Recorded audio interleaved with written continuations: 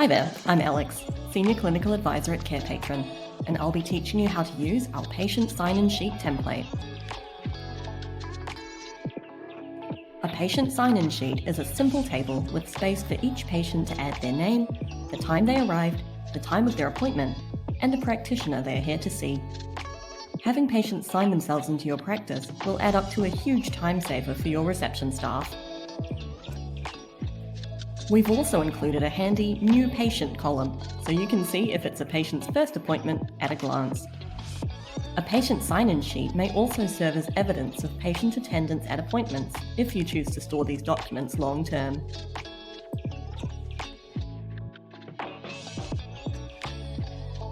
At the end of the workday, you have to decide how you are going to manage the information contained within the patient sign-in sheet.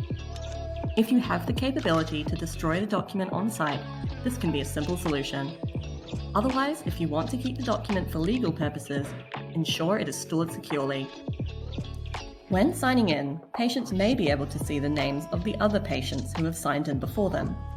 This is not a HIPAA violation, as no information related to the patient's medical history or the reason for their appointment is collected using this sheet.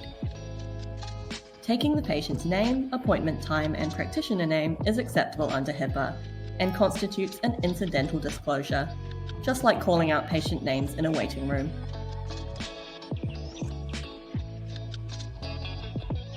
You can download this PDF version of the patient sign-in sheet using the link on this page.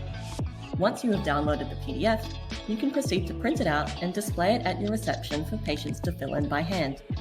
Alternatively, you can keep it digital and fill it in by clicking within the blue interactive text boxes.